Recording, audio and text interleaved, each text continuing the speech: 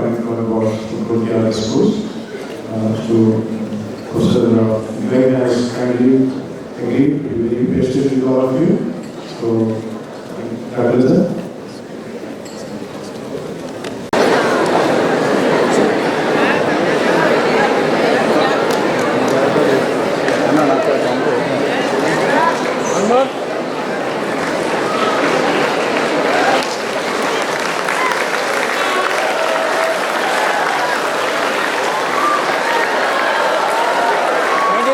Thank you.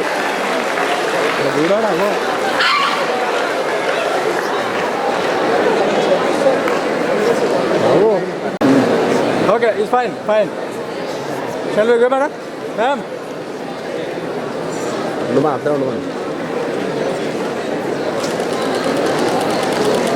Okay, sir. Thank you. Okay, it's fine. Shall we go, madam? Ma'am?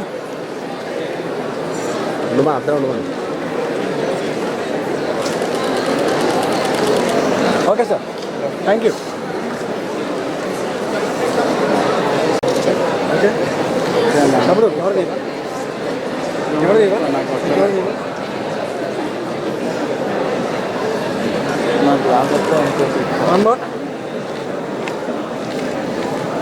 One more, sir.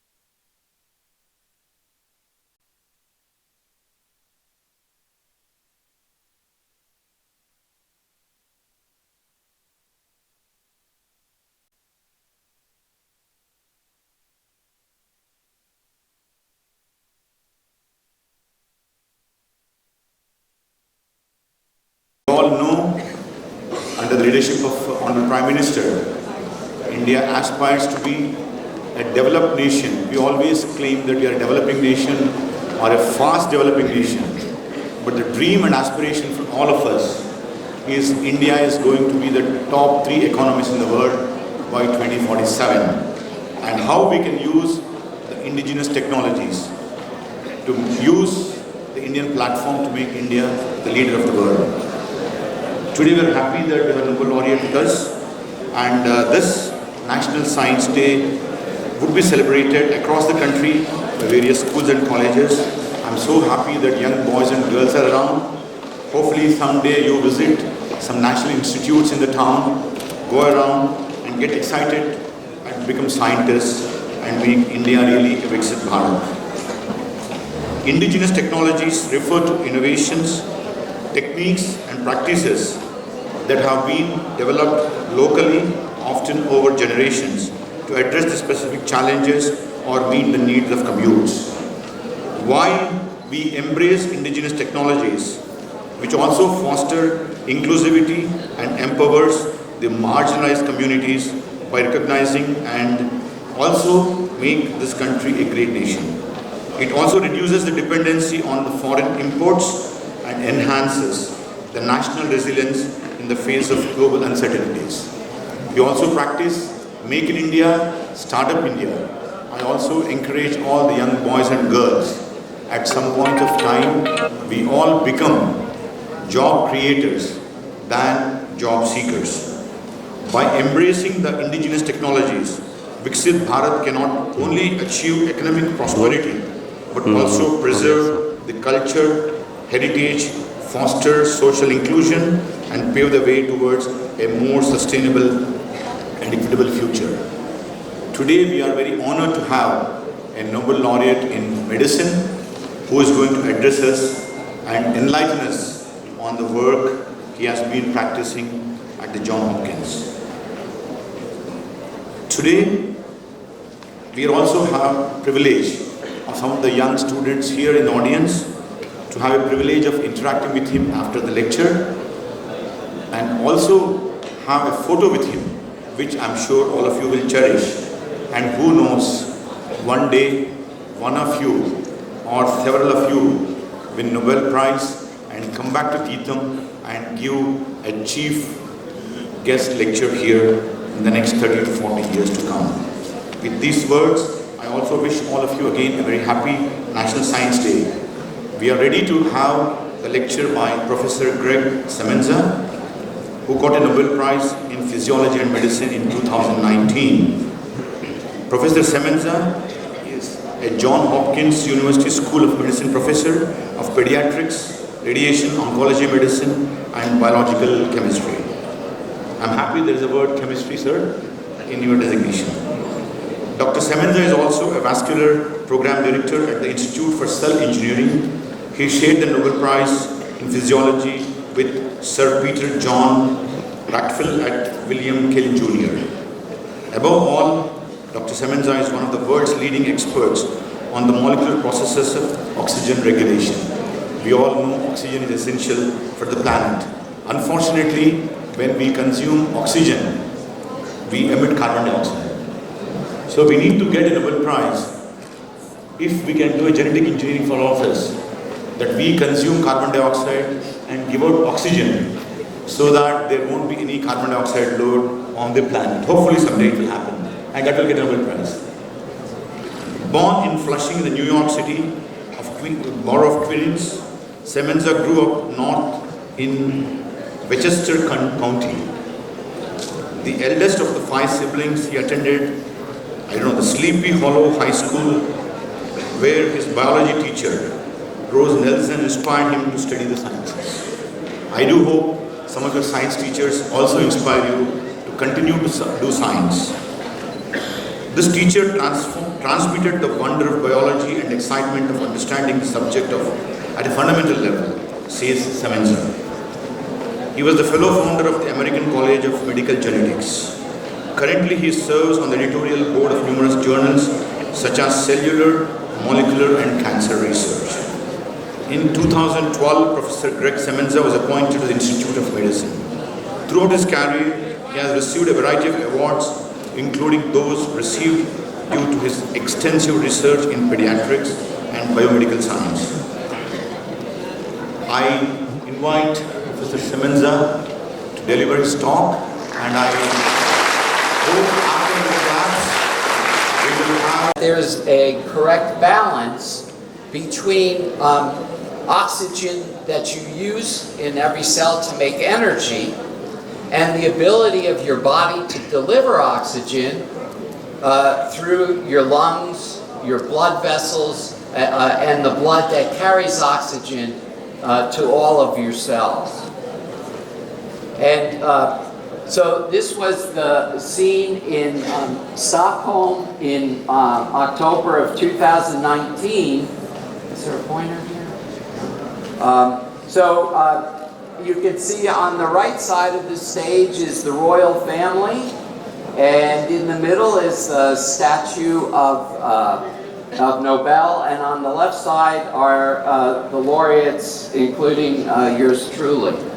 And this is when I received the award from the King of Sweden. This is the Nobel Prize. And you see on the front side,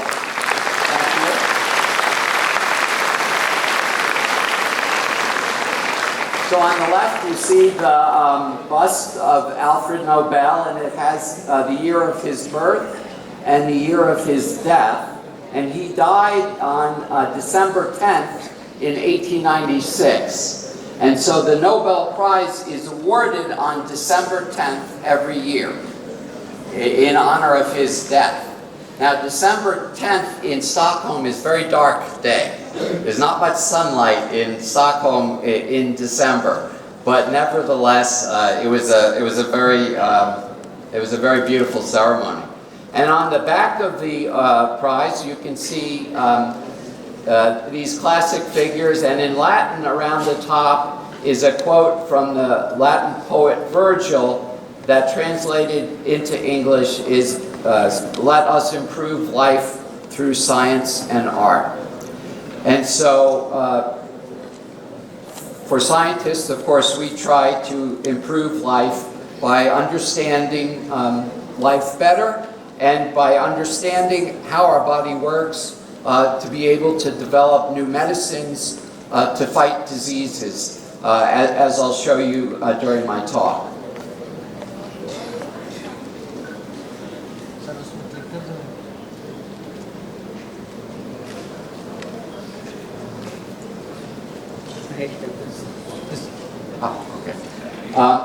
All right, so where did we start? We started by studying a hormone that's made in the kidney. It's a protein called erythropoietin, but it's much easier to say EPO. And EPO is made in the kidney and then gets into the blood and goes to the bone marrow where the red blood cells are made that carry oxygen. And so EPO stimulates the production of red blood cells. So if you go to a high mountain in the Himalayas, there's not so much oxygen to breathe. And your body will sense that the cells are not getting enough oxygen, and the kidney will make more EPO, and EPO will result in more red blood cells being made. So it's a beautiful system to ensure that enough oxygen is delivered to all of your cells. And what we wanted to try to understand was, how does the body sense if oxygen levels go down, and then how does it produce more EPO?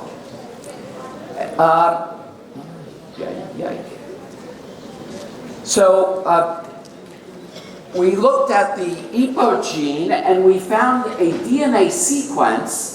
So you know that the DNA is in every cell of your body, and it contains all of the information needed to make every protein that makes up your body, including EPO. And what we found was that part of the DNA sequence was important for allowing EPO production to increase if there was not enough oxygen.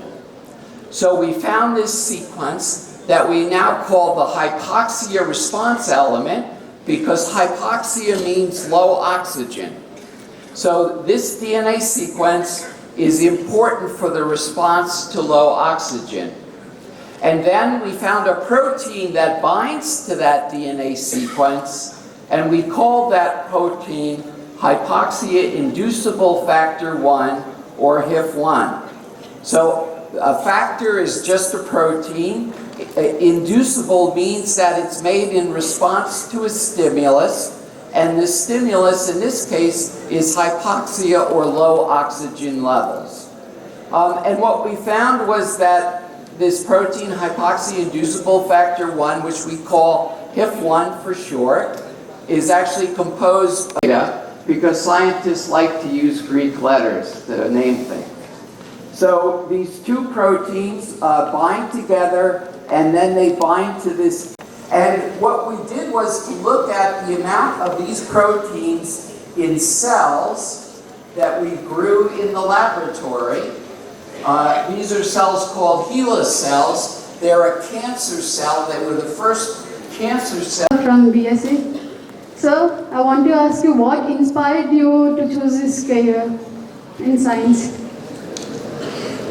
So as I mentioned, I was very lucky to have a science teacher who was very inspirational, and also so I was able to go in the summer to a laboratory and see what research was like. And for me, that was very exciting.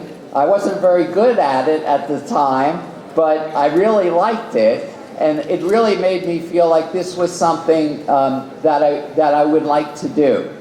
And when I went to college, I was interested in genetics. You know, how different traits were inherited. At first it was more from a research point of view, you know, maybe studies with fruit flies or whatever.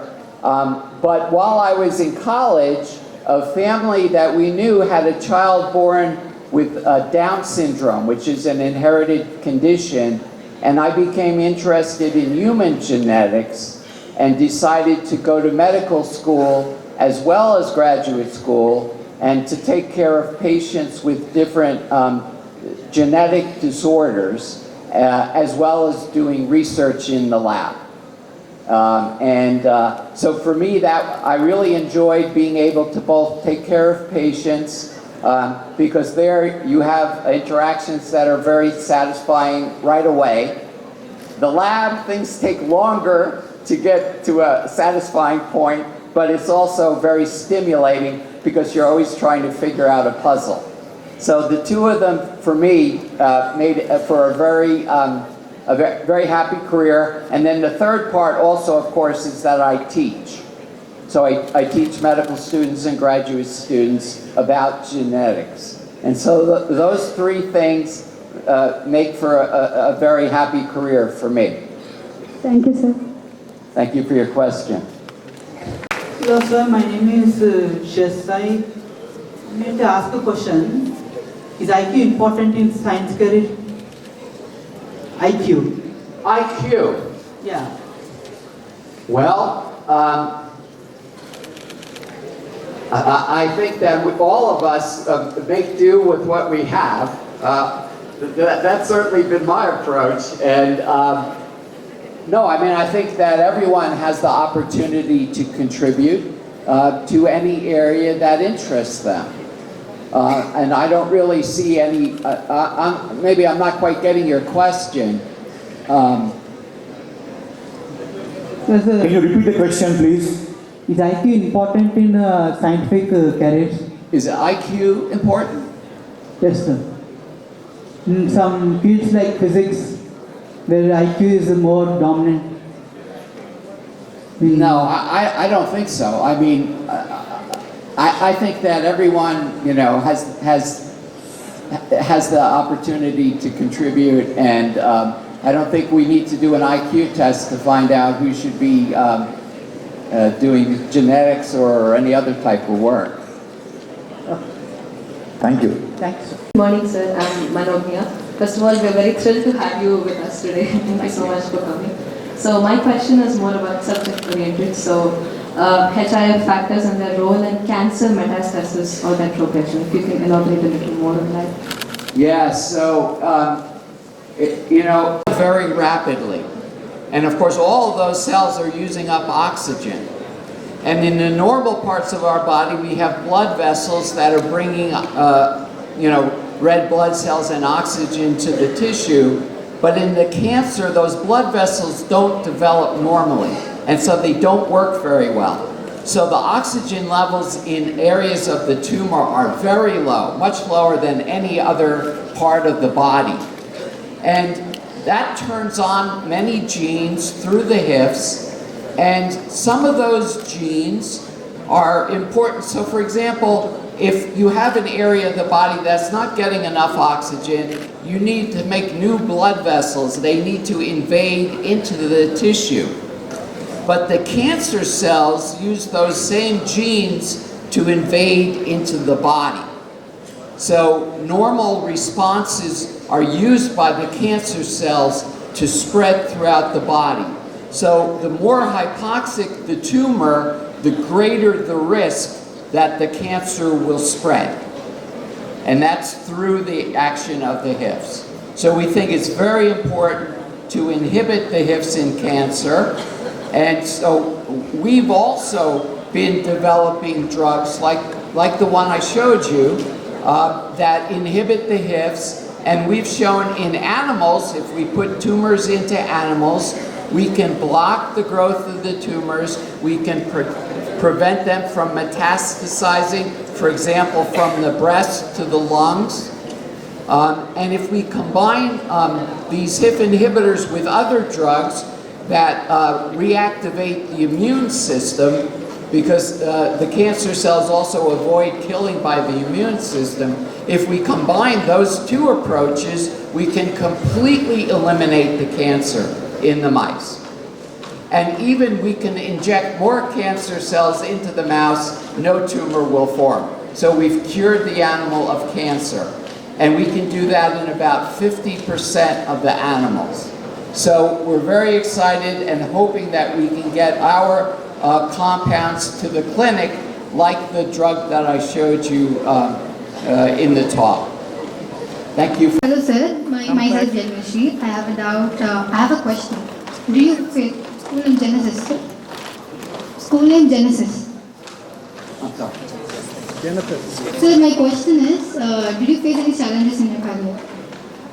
Did you face any challenges in your career? Do I have? Did you find any challenges in your career? Oh my goodness, yes.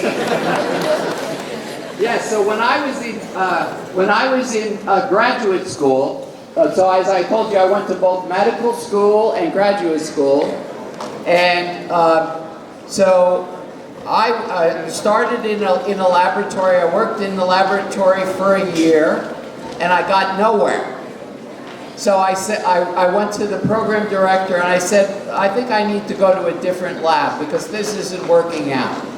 So I went to another lab and worked for a year and found out that all the work that I had done was no good because there had been contamination of a sample. So I had to start all over again. So I was very depressed, and I was in medical school, and one of the students in my medical school class, her father was a psychiatrist. So I went to him and I said, I'm very depressed. And I told him why, and he said to me, well, Greg, it sounds like you have a good reason to be depressed. So I felt better after that, and I went back to the lab, started over again, and finished all of the work in the next year. So this is part of science, is that you have to have a frame of mind where obstacles are challenges that are to be overcome. And when I was in college and worked in a lab, my lab mentor used to say, search and research. So you have to have this idea that you're going to have a problem, you'll have setbacks, but you can overcome those problems. And that's part of the fun of doing research, is overcoming such challenges. Good morning, sir. My name is Rohan. I'm from Genesis International School. I have a question for you, that is, what would you suggest for young scientists and young science thinkers for getting their mind set on a discovery? Like, if you want to do a discovery, how do you brainstorm and how do you come about with that? So as I mentioned, it was very important for me that I got to experience a research lab, when I was still in high school. And so I would encourage you to reach out to colleges or universities to see what kind of summer programs are available, so you can get a sense of what it's like to be in a research lab. Because even though you do science experiments in school, it's not quite the same. So I think, having an early exposure to a research environment is a good thing. Thank you, sir. These have been excellent questions, really excellent questions. Good morning, sir. Myself, Yogita. I'm from DKS Singapore. So my question is that, what are the interesting things that only a science student can experience in a science career, according to you? Well, that's a good question. I think that in order to do science well, you have to have a very systematic approach to things, right? Because you're trying to figure out, do I go this way or that way? and you don't want to go too far down the road and find out it's a dead end, that there's nothing there. So you have to take a very systematic approach to problem solving. And that same approach is used, for example, by doctors when they make a diagnosis in the clinic.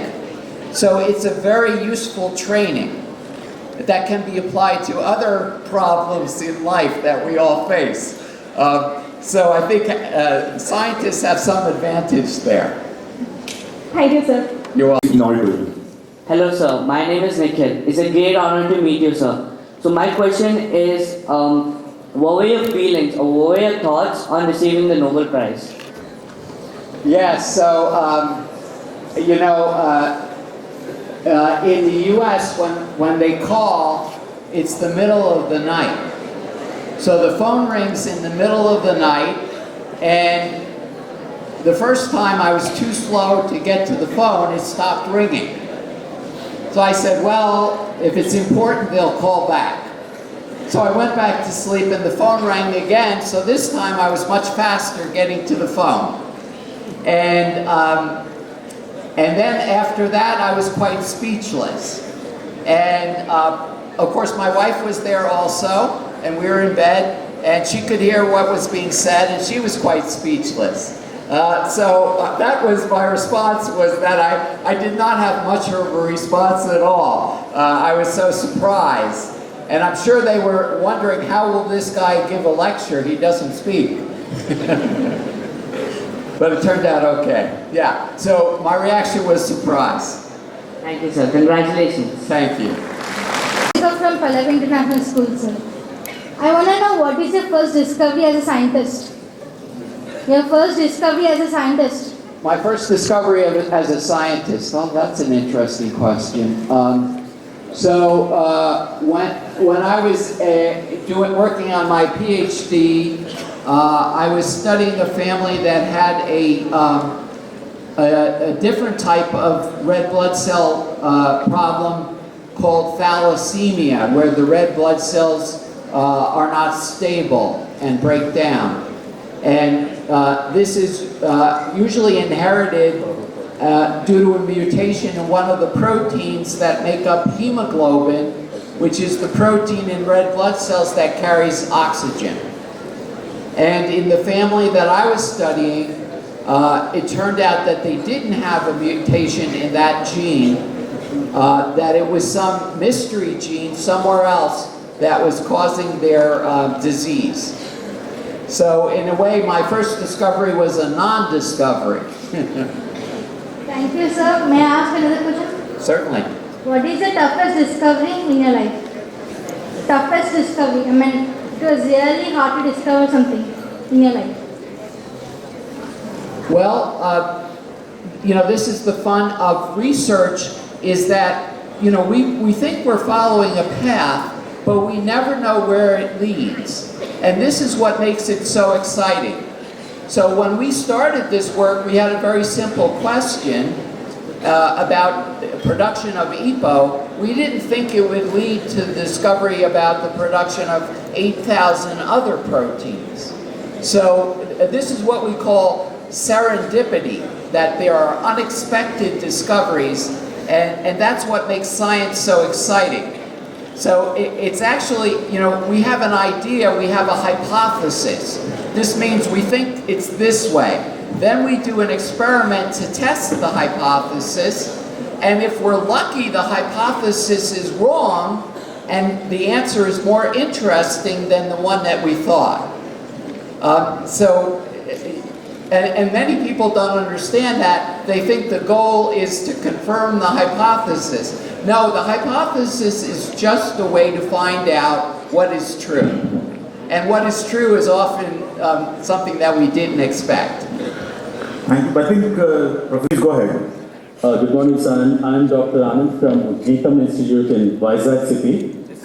I would like to ask from the presentation, you mentioned about injection with epoprotein increases oxygen, and also sir mentioned about pills which being available. So could you please give us some clarity about the pills available, and also what are the dosages to be given? And is it for a few days or is it just a single dose? Yes. So I tried to make the story simple for the students. And the more complicated version is that the oxygen atom is inserted into the hips by an enzyme called a prolyl hydroxylase. And this enzyme uses oxygen and alpha-ketoglutarate as substrates.